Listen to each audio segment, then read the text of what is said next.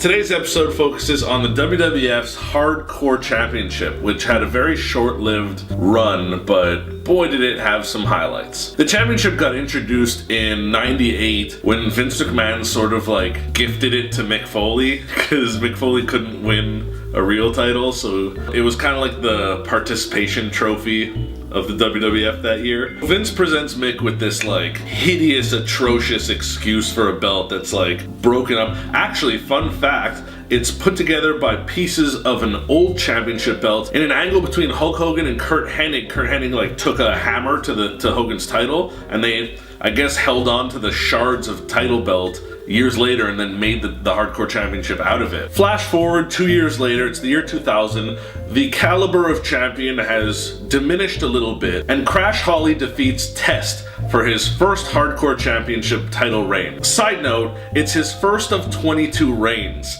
Double side note, that's not even the record for most reigns as Hardcore Champion. The record is held by Raven at 27. And the fact that all these guys were champions so many times actually makes a little bit of sense when you take into account the title's 24/7 rule. What's the 24/7 rule? Good question. That's the point of this video, so keep watching. When Crash Holly becomes champion, he is so confident that he decides the Hardcore Championship will be on the line 24/7. As long as you have a referee present, if you pin him for the 1, 2, 3, that title's yours. And this 24/7 rule stays applied to the Hardcore Championship for quite a while, and there are some of the most insane, I can't even call them matches, but just events that happen on camera, where the title changes hands so many times and in such insane ways. Like at one point they try to catch Crash Holly at the baggage carousel at the airport and he manages to escape, and then another time he's like at like a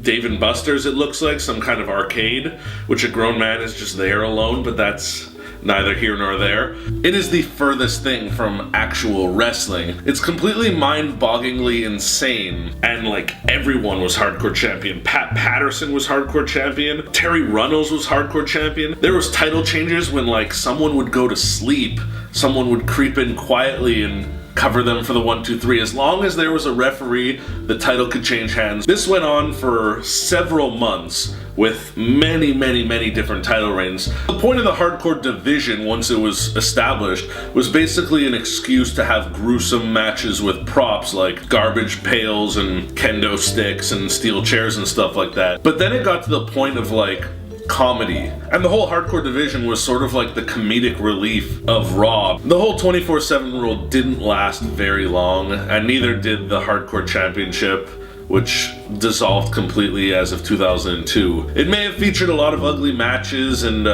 been a bit confusing at times, but it was definitely one of the belts that existed.